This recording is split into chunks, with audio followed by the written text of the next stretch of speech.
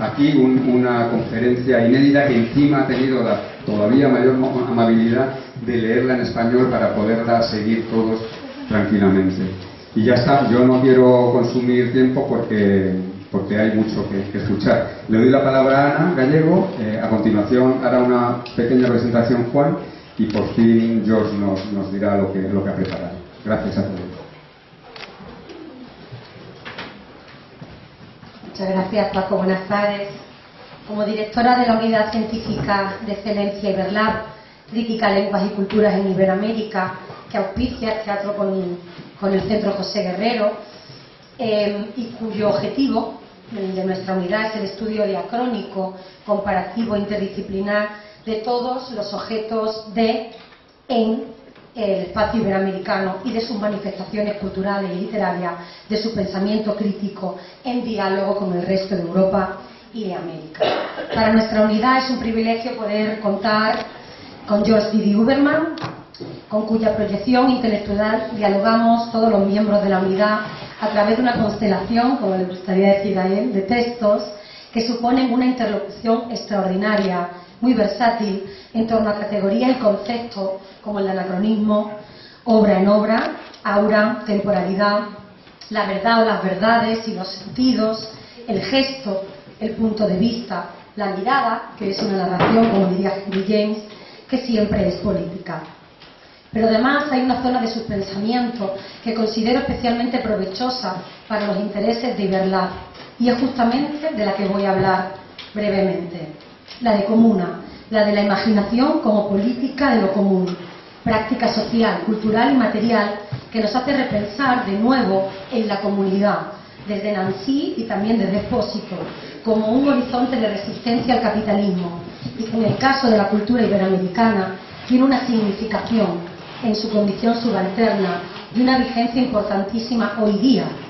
Pienso en importantes programas públicos iberoamericanos de fomento a la lectura y a la escritura, ¿no?, y de visibilización de sus beneficios sociales como prácticas que enfrentan el consumo liberal, tales como las que se han llevado a cabo en Colombia, México, en Perú, los biblioburros, los libros de Cordero en Brasil, las editoriales cartoneras en la Argentina, que han fabricado libros con carteles de las calles, que han pintado a mano con acuarela los cartoneros, haciendo que reconocidos escritores, Aira, Iglia, donaran sus textos con copyleft en aras no solo de una economía circular, sino de una reutilización de residuos y de material de desecho. Una puesta en circulación alternativa de consumo de libros sostenible, igualitario e inclusivo. Una lectura barata, original, porque cada libro es artesanal, es único, es anónimo, está creado en comunidad y para la comunidad. En definitiva, formas materiales de la imaginación que se encuentran en la trinchera de lo común, de la comuna, un arma revolucionaria. Muchísimas gracias, George, por haber aceptado nuestra invitación y suministrarnos, no solo en esta ocasión, sino siempre, más munición. Muchísimas gracias.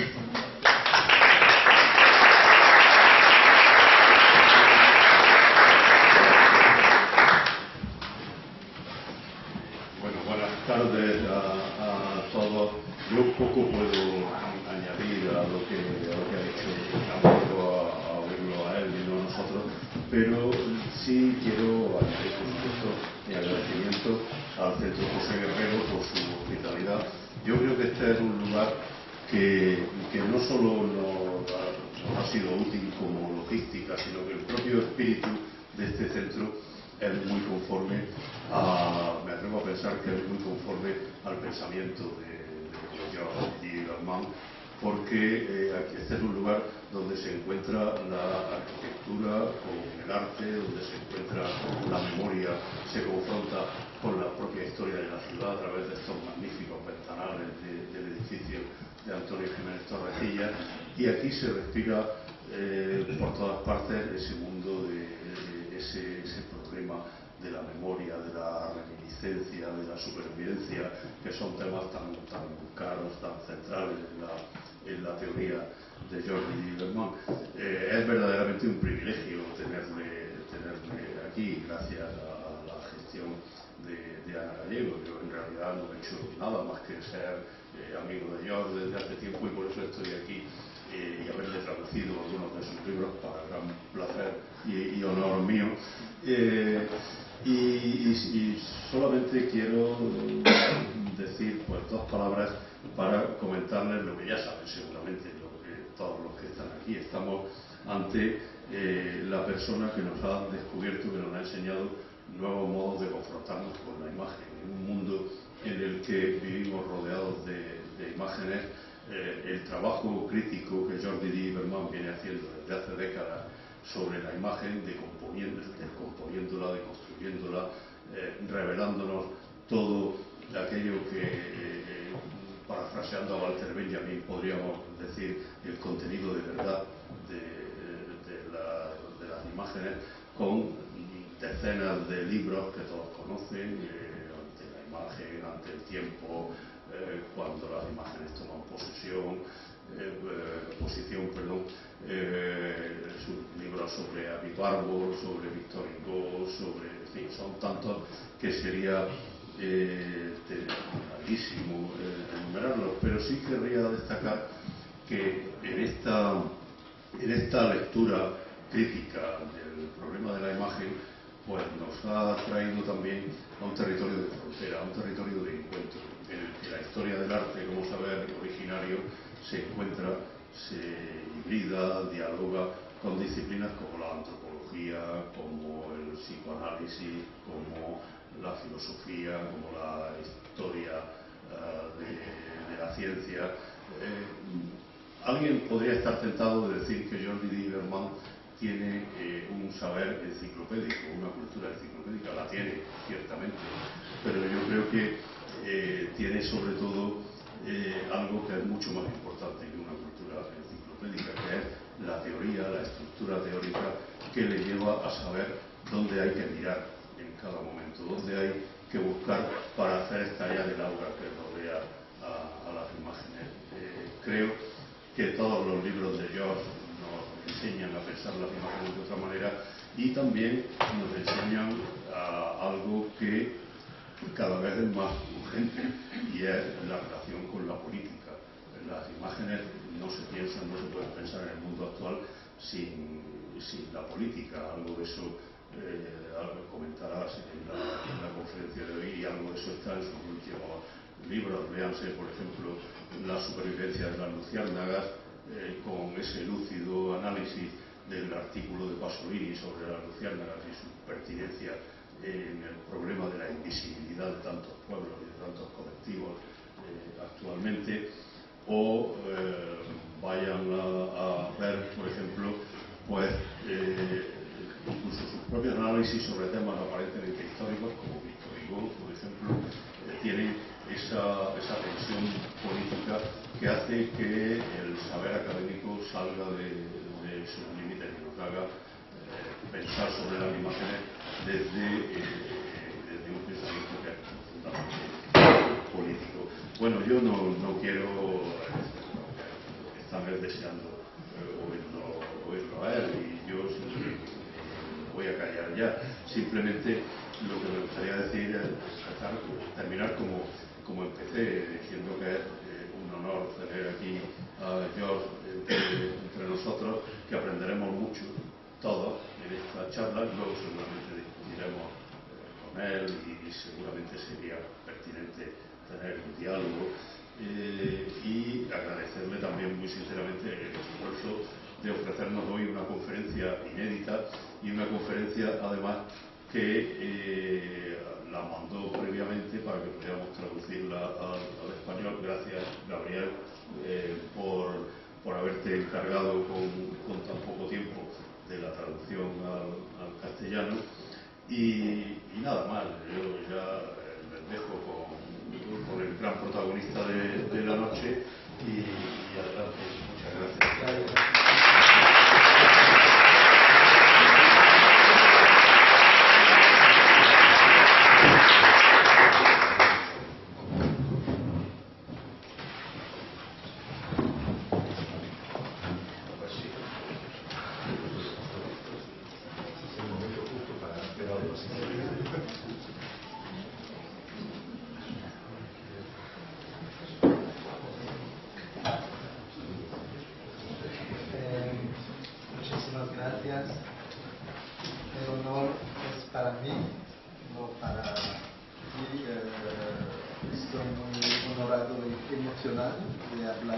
aquí en este vuelo, y deseo agradecer a vosotros todos, pero especialmente a Teresa Soto, porque es la traductora de estos fragmentos de un trabajo en curso, y ella es la autriz, ¿se dice?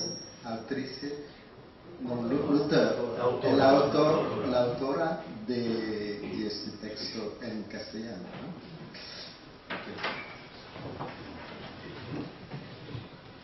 Es una vieja historia, pero de tanta actualidad. Los miserables, los campesinos pobres de Renania, recorrían en invierno los bosques estatales para recoger toda la madera muerta posible y así calentarse un poco. El bosque, por supuesto, tenía propietario, los árboles,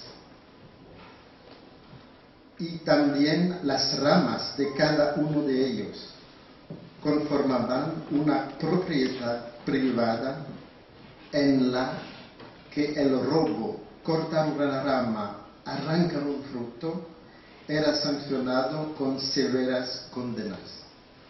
Sin embargo, la madera muerta, la que había caído sin ayuda, podía recogerse para hacer uso libre de ella. Cuando en 1842 este derecho consuetudinario estuvo en proceso de derogación para dar paso a una ley que reforzaba injustamente el derecho de los propietarios, Karl Marx, que entonces tenía 24 años, tomó la pluma en la Rheinische Zeitung y protestó abiertamente.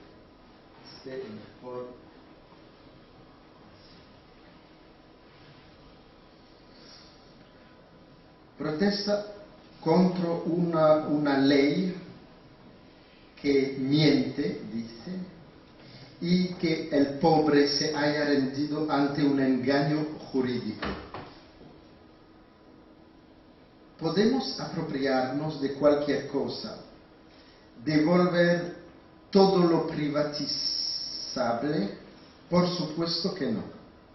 Existen bien comunes sobre los que la extensa historia del derecho puede dar testimonio, como lo ha demostrado particularmente Marie-Alice Chardot en su obra Les Choses Communes, es un libro de derecho, de manera muy precisa.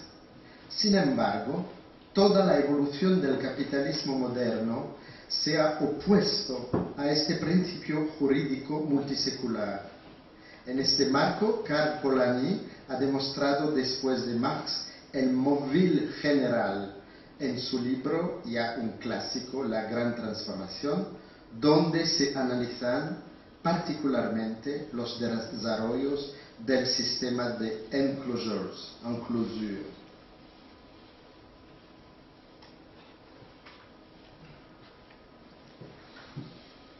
En la Inglaterra del siglo XVII.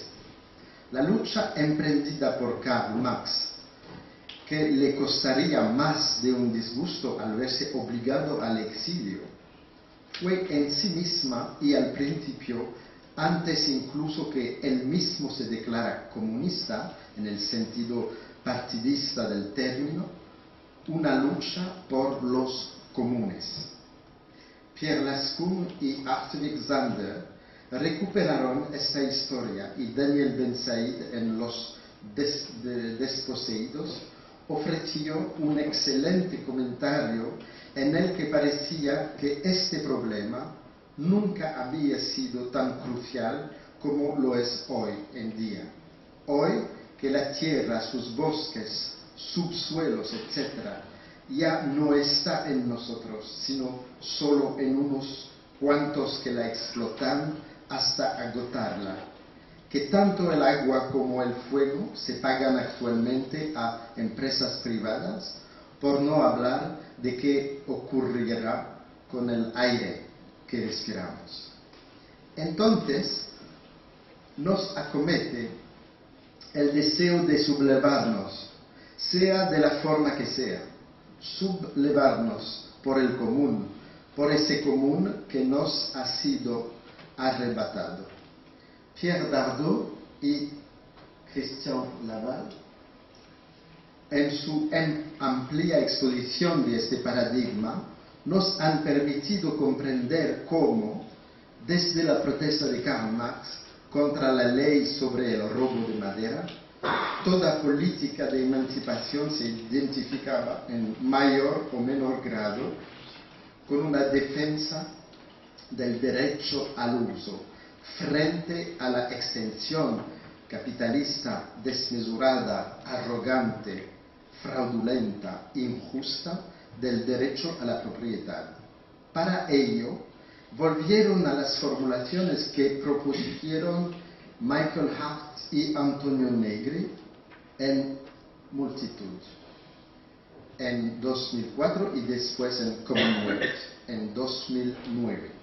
En estos dos libros, según Dardot y Laval, ciertamente encontramos cito, la primera teoría del común que ha conseguido superar la reflexión del plan de las experiencias concretas de los commons, en plural, y pasar a una concepción más abstracta y políticamente más ambiciosa del común, en singular.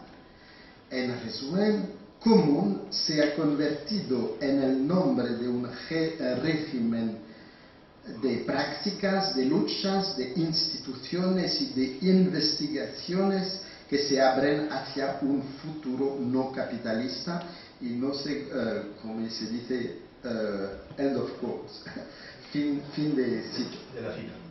Fin de la cita. Gracias. Pero, ¿qué oculta este singular de común? Los comunes, plural, común, singular. Me parece que algo más que una simple concepción abstracta, como dicen Dardot. ¿Por qué? Hart y Negri querían establecer un puente que conectara el punto de vista estrictamente marxista, es decir, la crítica a la propiedad desde el punto de vista de los bienes y de las clases sociales, luchando por su emancipación, con un planteamiento por el que se declare en la línea de Maurice Merleau-Ponty, Michel Foucault, Gilles Deleuze, la necesidad de, y cito aquí Negri, una fenomenología de los cuerpos. Hoy por hoy nos encontramos en un terreno de cuestionamiento dirigido al ser y no al tener. ¿De qué común se trata desde entonces? Antes de entrar en las consideraciones sobre el ciclo biopolítico del común, a las que nos invitan Hart y Negri, creo necesario entender mejor, seguramente porque hicieron referencia a Merleau-Ponty, entender mejor de qué manera puede condicionar una fenomenología de lo sensible en cuanto común, lo que histórica y políticamente podrá nombrarse con Jacques Rancière le partage du sensible. Teresa Soto dice una división de lo sensible, creo que el libro es el reparto del sensible, pero yo deseo decir un compartir de lo sensible. Tenemos en común nuestro sentido y lo sensible, y eso puede llamarse pues un sentido común. Sin embargo, la expresión, que tiene una larga historia, sufrirá gravemente de las consecuencias de que gran parte de la filosofía moderna desde Descartes le haya atribuido carencias. El sentido común es el buen sentido, se dice hoy en día, ¿no? Es la opinión compartida por muchos y el filósofo ha de demostrar que estaba fundamentada en un error, en un tipo concreto de ilusión o alienación que conlleva nuestro uso común del sentido, es decir, vulgar, con facilidad para el engaño. Esto es muy distinto a lo que diría Aristóteles. La koine aistesis, el sentido común, no era para Aristóteles una opinión, ni siquiera un contenido cualquiera de percepción o de discurso. Era la condición fundamental de posibilidad, una facultad, como más tarde dirá Kant, facultad, posibilidad, relacionada con la organización de lo sensible mismo. El sentido común aristotélico es una facultad sensitiva que se superpone a los 5 sentidos particulares de los que estamos dotados y que organiza el logro de la unidad entre sujeto y objeto sensible. Por ejemplo, el hecho que un movimiento sensible al tacto lo sea también a la vista, permite a Aristóteles, en su tratado acerca del alma, considerar este movimiento en sí mismo como un sentido común. Y lo mismo dirá del descanso, del número, de la figura, de la grandeza. Se trataba no de darse cuenta de un contenido, sino de una dinámica procesual. Procesos de los que emergerá en lo sensible esta instancia de discernimiento, la cual, tras las señales que nos envía el mundo, colores, aspectos, sonoridades, olores, nos ofrece el don de su conocimiento inmanente y auténtico. Conocimiento inmanente es justamente la palabra aistesis, conocimiento inmanente, mucho antes de todo lo que la época moderna ha querido comprender bajo el término estética como ciencia del bello. En la larguísima historia del aristotelismo, desde Avicena en el siglo XI hasta Comenio en el siglo XVII, pasando por los teóricos humanistas de la memoria, la teoría de los sensibles ha conocido numerosas vicisitudes y suscitado en consecuencia innumerables estudios. Antes de que el de Charles Schmitt sobre el Renacimiento se convirtiera en referencia en el libro de Charles Schmitt sobre aristotelismo en el Renacimiento, desde 1956, Robert Klein, que consideró el mejor historiador de arte de lengua francés, había resumido la situación a la perfección, constatando que la teoría del sentido común, como tal, había sido absorbida por una teoría de la imaginación más radical, cuya importancia debía revelarse crucial para toda noción que construya frente a las jerarquías platónicas relaciones entre lo sensible y lo inteligible. Cito Robert Klein: esta tradición tenaz, resultado de Aristóteles y dominante hasta el siglo XVII, consideraba la imaginación facultad de conocimiento insertada entre la sensibilidad y el intelecto.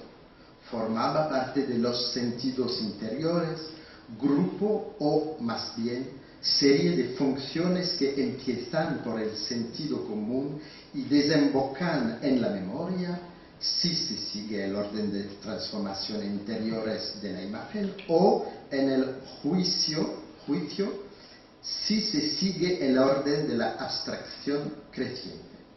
En muchos casos sería más exacto decir que la imaginación, identificada con la ratio en sentido amplio, la imaginación es el nombre genérico de los sentidos interiores en su conjunto. Fin de cita. Gracias. La imaginación sería entonces uno de nuestros bienes comunes, más preciados, más fecundos, o mejor dicho, es una de nuestras facultades comunes más grandiosas. Mejor el título completo. Voilà. Será pues en la estética de Kant donde podrá encontrarse una formulación completamente nueva antes que los románticos hicieran de ella su virtud cardinal y particularmente el vehículo principal de su poética del deseo revolucionario. Deseo revolucionario es la palabra de Friedrich Schlegel, revolutionärer Wunsch, en sus fragmentos de Ateneo. En resumen, la imaginación revelaría en la humanidad la potencia misma de su propia libertad. Es común y es comuna, entonces. Y en muchos sentidos, por un lado, nos toca a todos, ya que no existe nadie que nunca haya imaginado. También participa, según la terminología kantiana, de un sentido común estético que puede definirse como, cito, el acuerdo libre e indeterminado en cada uno de nosotros, desde el que nos formamos la imagen y desde donde elaboramos una idea y consecuentemente una concepción, un concepto susceptible de guiar nuestro buen hacer, claro.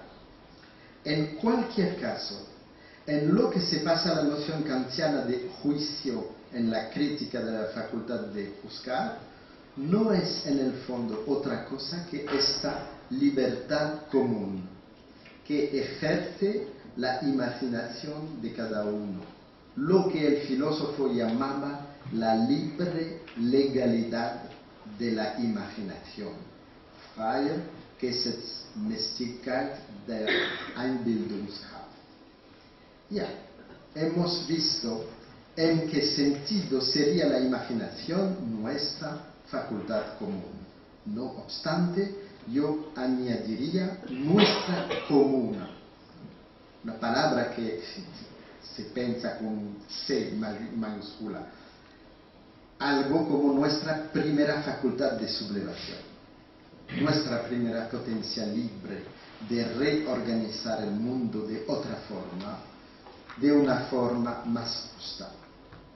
Esto podría llamarse utopía y concentra todo el sentido de la filosofía de Ernst Bloch, desde el espíritu de la utopía en 1918 y hasta lo que aún dijo al final de su vida, a la edad de 91 años, en 1976, dice: la utopía política se mantiene como la categoría fundamental de nuestro tiempo. La utopía no es la huida a lo irreal, es la exploración de las posibilidades objetivas de lo real y de la lucha por su concreción. Fin de cita. De la cita. La utopía concede tono al tiempo. Podemos, después, podemos discutir sobre todo. Regresa a Hannah Arendt, quien recordó que dar tono al tiempo, que este asunto de vuelta a empezar de libertad y de sensibilidad era también y fundamentalmente un asunto de imaginación. Es necesaria la imaginación, esta facultad común, para que el tiempo se convierta en un poema o una melodía, sinfonía o una polirritmia, para que recupere el color. Es un vocabulario muy Ernst Bloch, que es el color, el tono, por el que se tiende a afirmar su propia tonalidad. Tensión y tonalidad son, en efecto, los dos contenidos de la misma palabra griega, tonos. Es como afinar una guitarra, tensión y tonalidad. Lo mismo. No lo mismo, pero dos operaciones en lo mismo tono. Recordemos que Hannah Arendt quiso refutar toda filosofía que tendiera a un pensamiento del ser o del hombre en general, anticipando para dar cuenta de que una antropología digna de tal nombre debe evidentemente apelar a la dimensión política de la existencia humana, anticipando la pluralidad de los hombres frente al universal abstracto y cerrado del hombre en general. Planteaba el común político y abierto de los hombres en relación concreta, histórica, los unos con los otros. La alusión a Kant y a la libertad de empezar fueron decisivas para ella, como también lo fue ese sensus communis del que precisamente Kant hablaba en la crítica de facultad de juzgar en relación con una apertura, Erweiterung, agrandamiento. Hannah Arendt estaba trabajando en estas cuestiones cuando murió en 1975. Así, su obra El juicio sobre la filosofía de Kant quedaría en un borrador. No obstante, podemos leer el hermoso postscriptum en el volumen de La vida del espíritu, dedicado al pensamiento, así como las conferencias y seminarios que Arendt impartió en otoño de 1970 para la New School for Social Research, de los cuales uno de ellos se titulaba precisamente La imaginación.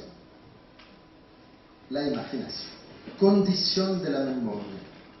La imaginación forma parte de esas facultades de asociación, muy importante asociación, que vinculan el no más y el aún no, enunciado por Kant en su antropología en sentido pragmático, pero también lo sensible y lo inteligible. Así se construirá la noción en Crítica de la razón pura. La imaginación oculta entonces esta potencia singular de permitir la conexión de facultades diferentes, pero también en un espacio social de sujetos con pensamientos o con intereses que difieren. Es pues una condición, no únicamente para todo conocimiento o toda experiencia estética, sino también para cualquier relación ética y política. Así, la imaginación aparece casi como la primera de nuestras facultades políticas. ¿No debería acaso imaginar el punto de vista de mi adversario político para tener algo que replicarle? Seguro. Si la libertad de pensar que abanderó la filosofía de Lumière, la Ilustración, está capacitada para pensar al otro en general, al otro, pero al otro en general.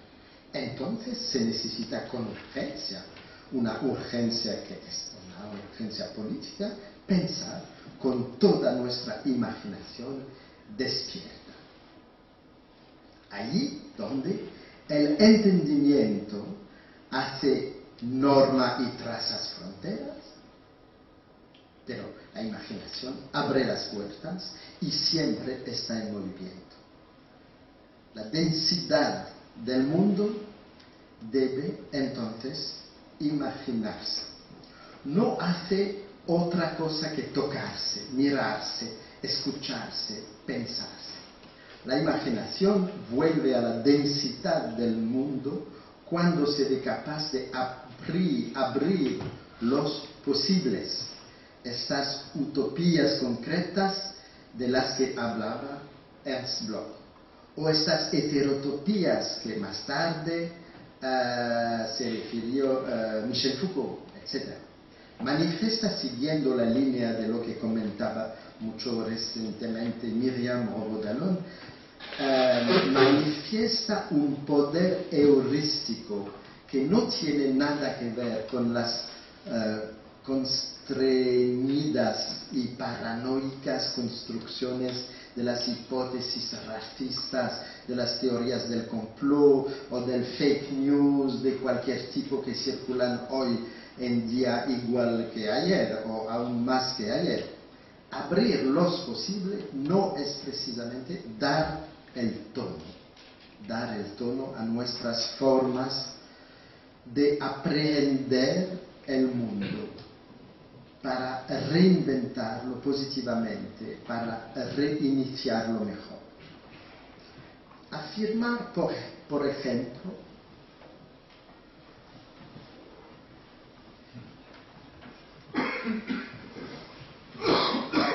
que con Christopher, que le fond de l'air est rouge, el fondo del aire es rojo, y argumentar esta proposición con la película, con imágenes documentales que se apoyan en citas ficticias, todo eso tintado con el filtro de la imaginación cromática y el sentido poético de las frases pronunciadas en esta película maravillosa.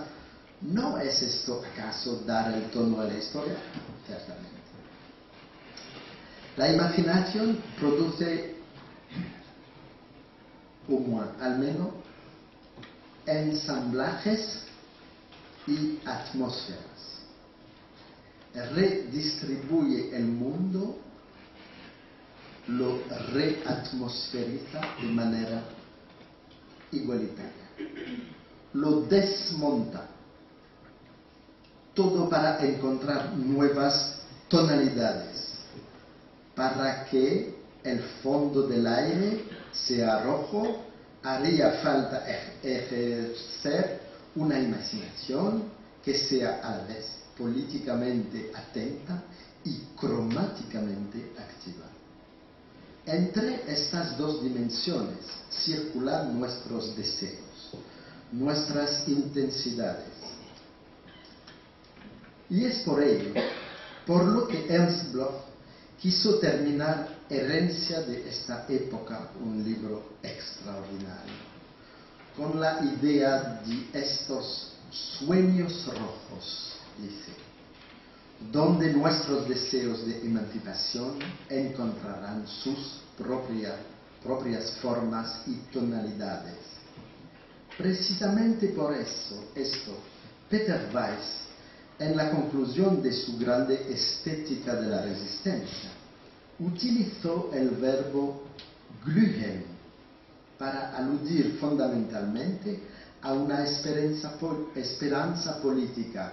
Como cualquier cosa, glühen es ardiente, glühen da luz y calor, glühen que se abraza y emite color rojo. Imaginar rojo.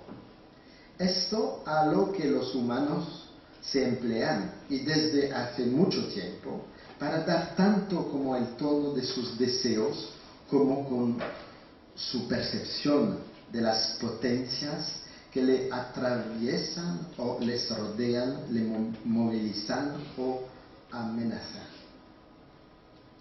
Rápidamente. Color primario. Escribirá Michel Pastoureau en su Historia del Rojo, comentando las pinturas varietales, osos rojos en la cueva de Chauvet, bisontes rojos en Altamira, o manos negativas rojas también de tantas cuevas prehistóricas. ¿Cómo olvidar que el fondo de nuestro cuerpo es rojo?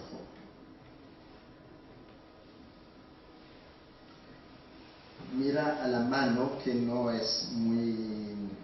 el proyector es un poco débil, entonces la más interesante es la mano roja, ¿no?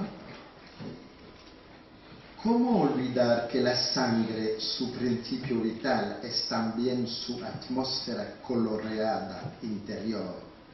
Que el rojo es el rojo dolor.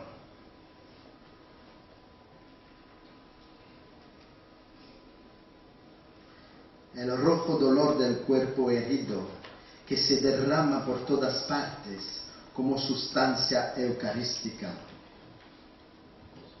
en la iconografía cristiana. Así como el color deseo del cuerpo amoroso, que se manifiesta en todas partes como fenómeno de encarnación en la iconografía erótica. Y rouge, sans cracher, rire de lèvres belles dans la colère ou les ivresses pénitentes.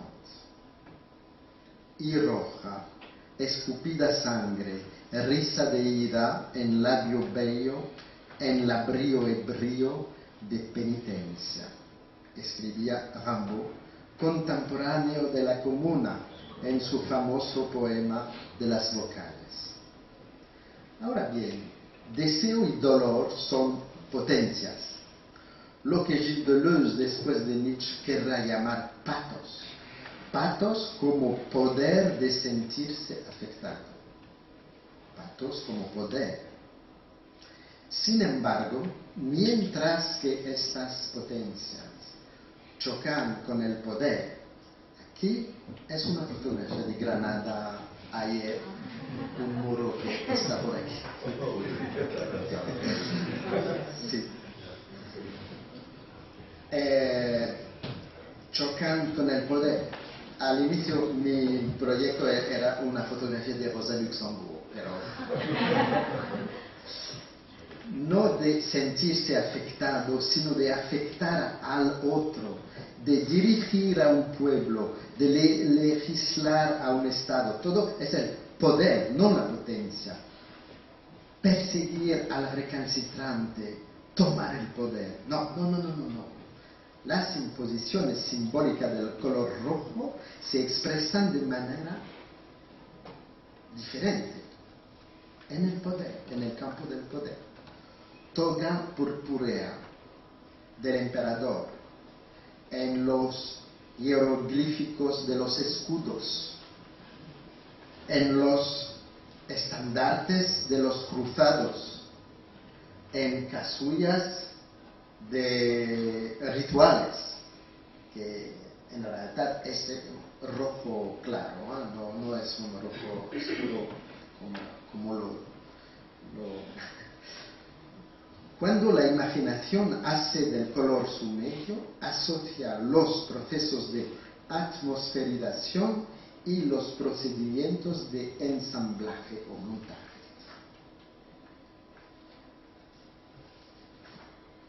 Y con ello también de desmontaje previo. No puede decirse, por tanto, que el color rojo simbolizaría esto o lo otro con exactitud de manera definitiva. No. Con un mismo color, la imaginación puede demostrar todas las significaciones y transformar todas las atmósferas. El rojo ha connotado a su vez lo positivo y lo negativo, el bien y el mal, el Espíritu Santo en las representaciones de Pentecostés y la serpiente del vicio en las representaciones apocalípticas de la ramera de Babilonia. Se ha atribuido al Cristo en gloria. Por ejemplo, el de Grünewald, que a tantos escritores fascinaba, especialmente a Walter Benjamin, que escribió sobre Grünewald. Y también a Mefistófeles, que es muy rojo, que fascinaba igualmente Walter Benjamin. El rojo ha significado el ardor purificador del fuego y el horror sádico de la boca del infierno. En pocas palabras, el rojo no pertenece a nadie, o bien se revela común a muchas cosas. Tras Maurice Dommonget y su gran Histoire du drapeau rouge, y Maurice Agulon en su ensayo sobre los colores en la política francesa, Michel Pastoureau regresó a la historia moderna del rojo como color de la emancipación popular, republicana y después comunista. Historia que ilustra una vez más esta dinámica paradójica de inversiones, transformaciones, despolarizaciones y repolarizaciones sobre la que Abivabo tanto habló con relación a las fórmulas del pathos y a las imágenes en general. Esta es la historia de una apropiación por un pueblo rojo de cólera, que es también un pueblo masacrado, constantemente ensangrentado. La apropiación del rojo poder, que encarnaba la toga del magistrado, del general, del emperador. De pronto, este valor se invierte en rojo potencia. El rojo poder se invierte en rojo potencia, en rojo de sublevación contra los poderes.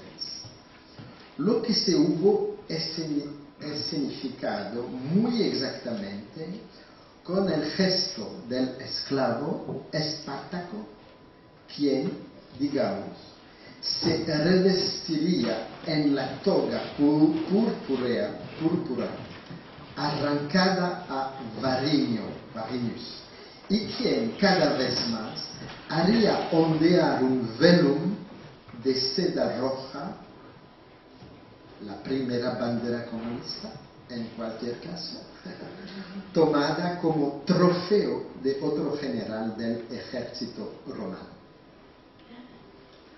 Cito Pastoureau, que es un resumen de esta historia en Francia. Durante el antiguo régimen, la bandera roja no es ni rebelde ni violenta. Al contrario, tanto en Francia como en los países vecinos, es una simple señal relacionada con el orden público. Se muestra un estandarte rojo o una gran pieza de tela de este color para advertir a la población de un peligro que amenaza y que en caso de congregación, de manifestación, invita a la multitud a dispersarse. El 17 de julio de 1791, durante una reunión popular que parecía desembocar en una revuelta, el alcalde de París, Bailly, ordenó izar en alto la bandera roja. Pero, antes de que la multitud tuviera tiempo para dispersarse, los guardias nacionales abrieron fuego sin avisar. Hubo una 50 de muertos, pronto proclamados mártires de la revolución. La bandera roja, tinta de nuestra sangre, se convierte en una especie de inversión de valores, incluso una burla, el emblema de un pueblo en revuelta, preparado para levantarse contra todas las tiranías. La historia de la bandera roja puede entonces parecer la historia de una dramatización del común y la lucha popular. Ondeaba por todas partes para dar el tono a la situación. En 1830, paralelamente a la célebre libertad guiando al pueblo de Delacroix,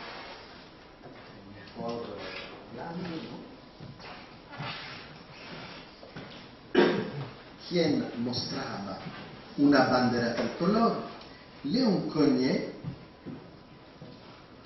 pintó y ordenó litografiar una alegoría de las 3 jornadas revolucionarias que representaban 3 estados de una bandera blanca con la flor de lis, emblema real, que se hacía pedazos y del propio movimiento se teñía de sangre. Más adelante, el 25 de febrero de 1848, en un contexto revolucionario nuevo, la multitud parisina, congregada frente al ayuntamiento, vivió una escena memorable en la que se oponían 2 posibles versiones de la bandera republicana. Estas son detalles del mismo cuadro de Philippotto. Una roja por la izquierda y la otra, adoptada finalmente tras la intervención del poeta Lamartine, tricolor.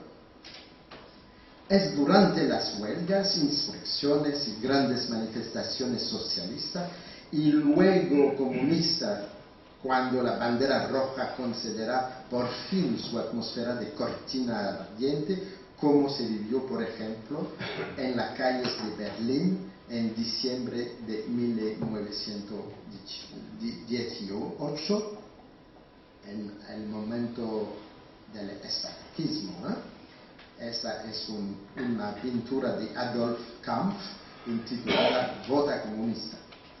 En adelante, el personaje femenino de la libertad, el personaje de Delacroix, que es un avatar moderno de la Victoria antigua, se viste con una gran bandera roja, como puede apreciarse, aunque sea en blanco y negro, en la admirable figura de la pasionaria mexicana de Tina Modotti, fotografía en 1928. Esto conformaría la idea del rojo potencia, el rojo en potencia y no en estasis o en poder, en lo que ha podido convertirse lamentablemente el rojo comunista en sí mismo, entre Rodchenko 1921, el monocromo rojo, hasta Crucis 1927 y hasta hoy.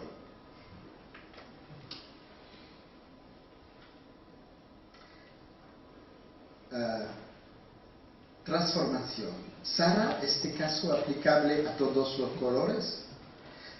¿Será esta la condición de toda la tonalidad imaginativa? Sí. Ludwig Wittgenstein.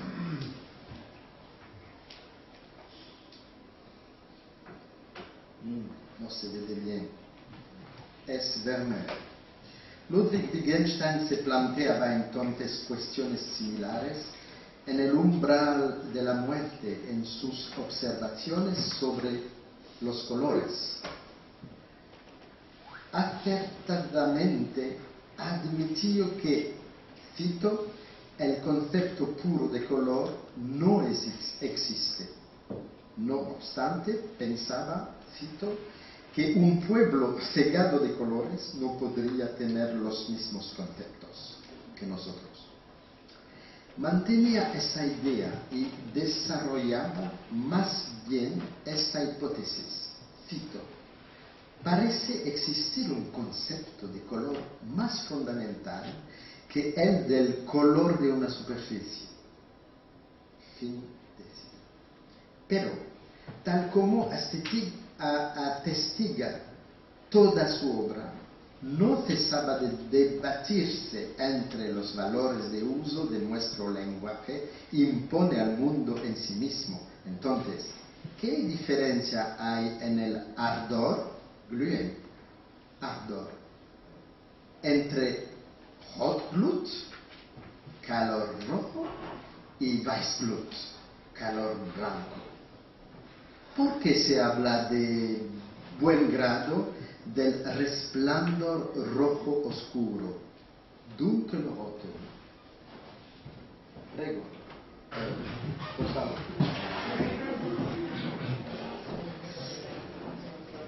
Y nunca de un rojo negro, schwarzrote. ¿No es acaso un abuso del lenguaje el hablar de una luz infrarroja, etcétera, etcétera? Cierto es que los asemblajes y las atmosferizaciones, procesos imaginativos, tienen recursos para derrotar la estricta elaboración de conceptos. Por mucho que la imaginación sepa pensar plenamente, sepa formar ideas. De ahí la necesidad de dirigirse partiendo de cero al lado de las imágenes de pensamiento, Denkbilder, a las que Walter Benjamin, bien aludido, opuso en práctica. En enero o febrero de 1915, la guerra, es decir, una época de trincheras negras de muertos, época en la que escribía sus textos anarquistas y sus primeros comentarios sobre Hölderlin, Benjamin escribió un diálogo típicamente romántico titulado Arco Iris, diálogo sobre imaginación. En este texto aparece una joven y su amigo pintor, y en él discuten sobre lo que son los colores de la imaginación. Es un pequeño teatro. Cito: Margarete, es temprano, temía molestarte, pero no podía esperar. Quiero contarte un sueño antes de que éste palidezca. Georg, estoy muy contento de que vengas a verme por la mañana, porque es el momento en el que estoy solo con mis cuadros y de ninguna manera te esperaba. Has cruzado la lluvia y ahora estás fresca. Cuéntame. Margarete, Georg, veo que no puedo hacerlo. No se puede contar un sueño. Georg, pero ¿qué has soñado?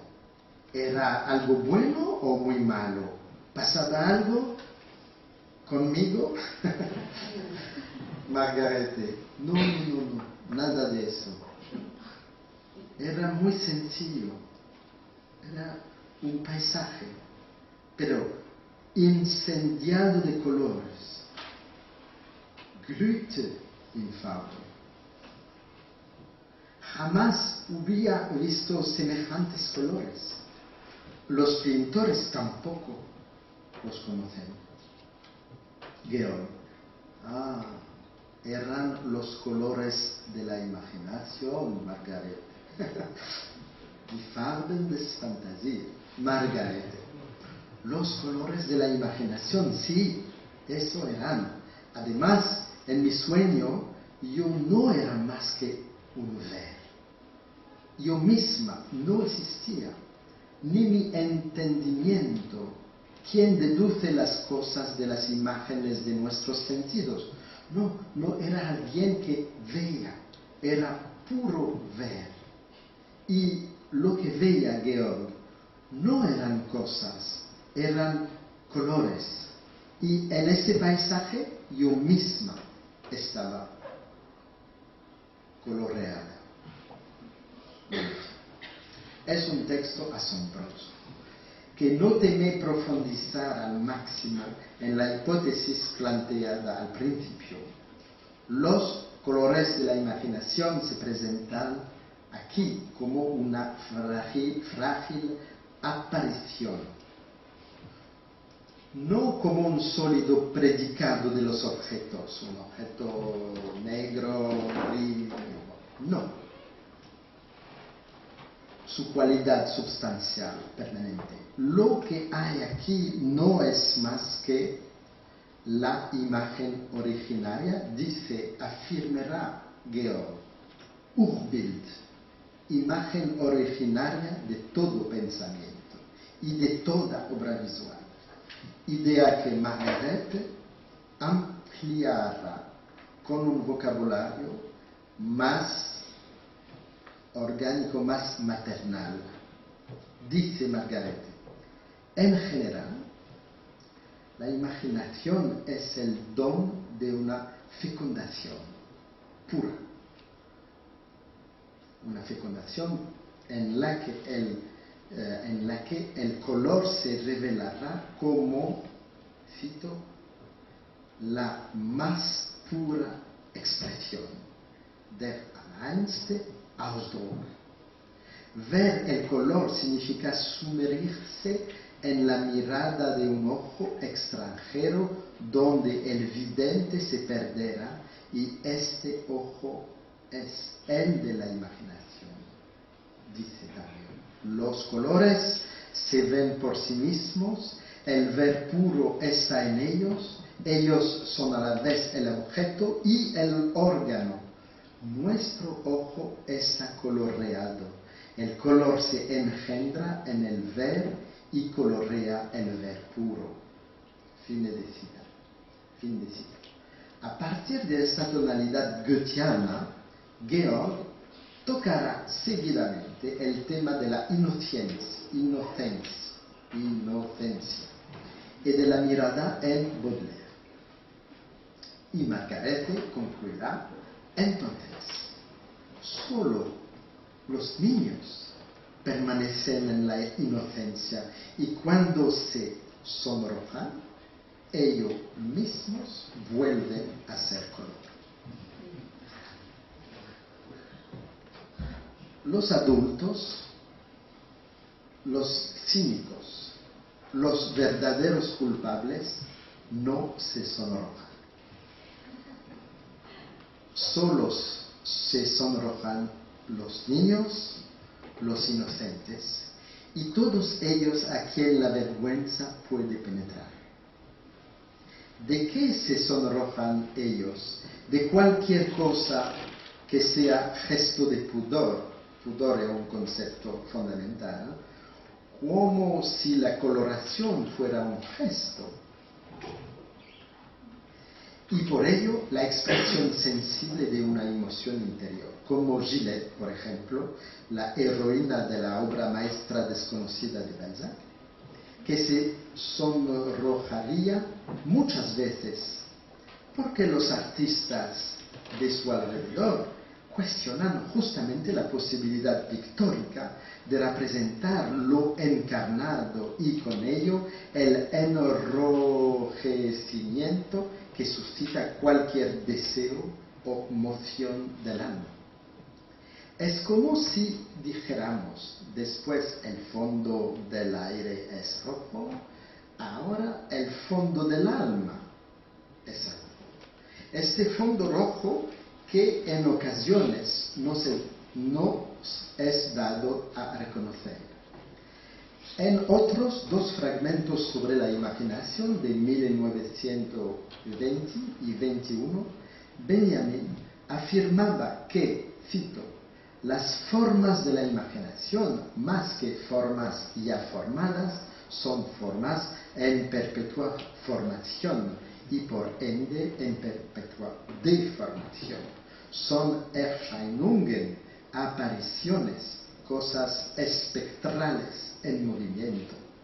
La imaginación solo conoce transición y constante cambio. Y Benjamin se pregunta lógicamente, o más bien poéticamente, sobre este extraño enrojecimiento de la naturaleza en otoño, por ejemplo, que denota, es un paradojo maravilloso, porque en el otoño denota el ardor particular de un tiempo marcado por el declive. El otoño arde, pero declive. Los colores de la imaginación culminan en el rojo, concluía Walter Benjamin.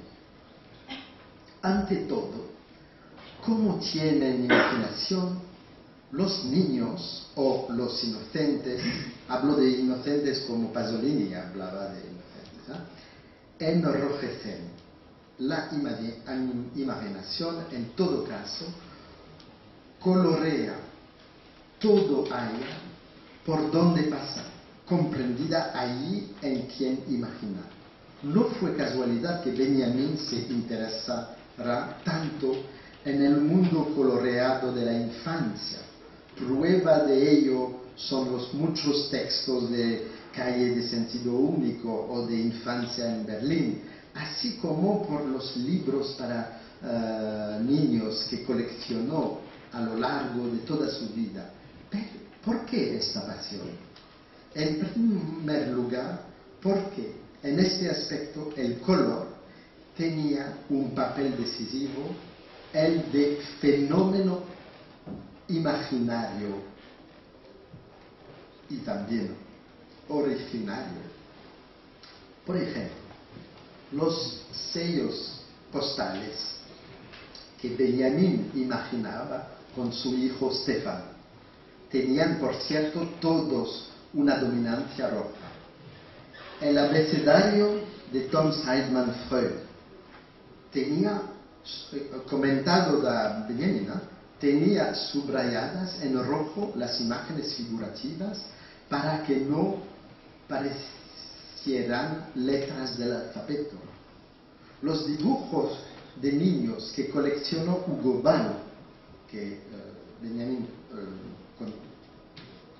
conoce esta colección, también estaban colmados de rojo, como lo estaba también la pintura de vanguardia de las épocas, concretamente la de Kandinsky o de Franz Marc, a quienes Benjamin admiraba igual que a Paul Klee, como ha recordado Heinz Brüggemann en su estudio Benjamin über Spiel, Farbe und Fantasie.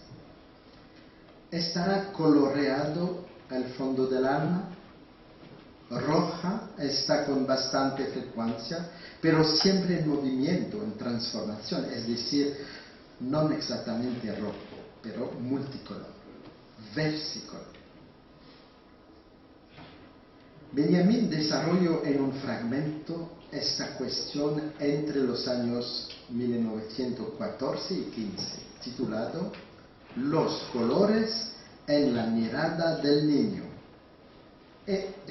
Escribió, cito, el color es lo singular, no como cosa muerta e individualidad, sino como singularidad alada, una singularidad alada. En fin, que vuela de forma infame. Los niños hacen pompas de jabón.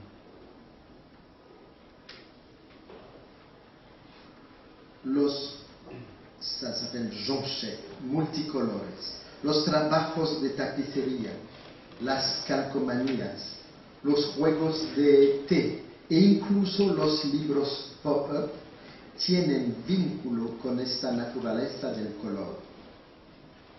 Cito también. El color es la alegría de los niños cuando se transforma. Transitando por todo tipo de matrices fluidos o cuando sus cualidades se vuelven considerablemente más intensas y expresivas en las cromolitografías, las muestras de color, las calcomanías y la linterna mágica. Baudelaire. El color por sí mismo es húmedo, es el medio. El color es el medio de todas las transformaciones. Das Medium aller Veränderungen. La imaginación solo puede desplegarse al completo, satisfacerse y disciplinarse mediante esta intuición de los colores y por el comercio que mantienen entre ellos. Fin de cita. ¿Qué relaciones mantenemos cada uno con tal o cual rojo singular, pero común? Je vais parler de Jean-Luc Nancy, singular plural. Por ejemplo, cuando observamos el auténtico negativo ardiente, magnífico,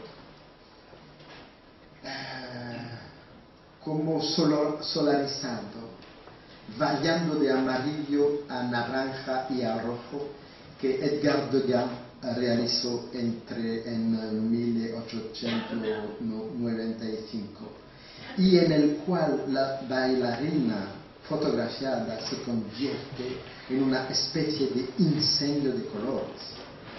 En este caso, el cuerpo representado no es ya portador de un emblema coloreado, como en la fotografía de Tina Modotti. No, el cuerpo aparece ya ahogado en su propio color. Todo color auténtico es atmósfera versicolor, es decir, interrelacionado y en perpetua variación. Aquí una lunga cita, ça va, soumettant el tiempo, de Merleau-Ponty, extraordinario pasaje sobre el rojo, en lo visible y lo invisible. Este rojo no sería lo que es si no se relacionara con su lugar respecto de otros rojos que le rodean y con los que conforma constelación, o con otros colores que él domina o que le dominan, que él atrae o que le atraen, que él repele o que le repelen. Es decir, este rojo es un nodo concreto en la trama de lo simultáneo y de lo sucesivo. Es maravilloso, es una definición temporal del color. Es una concreción de la visibilidad, no un átomo, una concreción. Con más razón, el traje rojo tiene todas sus fibras en el tejido de lo visible y por ello en un tejido de ser invisible. Puntuación en el campo de las cosas rojas, que incluye las tejas de los techos, las banderas de los intermediarios y de la revolución, determinadas zonas próximas a Aix, en Madagascar. Está también en los trajes rojos con los vestidos de mujer, los trajes de profesores, de obispos y abogados generales, y también en adornos y uniformes. Y su rojo literalmente no es el mismo, sino que aparece en una constelación o en otra, según precipite en él la esencia misma de la revolución de 1917, o del femenino eterno, o del acusador público, o la de los gitanos. Un rojo determinado es también un fósil, traslado del fondo de los mundos imaginarios. Un fósil traslado del fondo de los mundos imaginarios. Si se enumeran todas estas participaciones, caeríamos en la cuenta de que un color desnudo y en general invisible no es una porción de ser absolutamente dura, indivisible, ofrecida en su desnudez a una visión que solo podría ser total o nula, pero más bien una especie de estrecho entre horizontes exteriores e interiores, siempre abiertos. Cualquier cosa que venga a tocar dulcemente y a hacer resonar a distancia diversas regiones del mundo, coloreado o visible, una diferenciación concreta, una modulación efímera de este mundo, no tanto color o cosa como diferencia entre cosas y colores, cristalización momentánea del ser colorado o de la visibilidad. Entre los colores y los visibles que se pretenden se encuentra el tejido que los dobla, los sostiene, los alimenta y no es cosa, sino posibilidad, latencia y carne de las cosas. Fin de cita.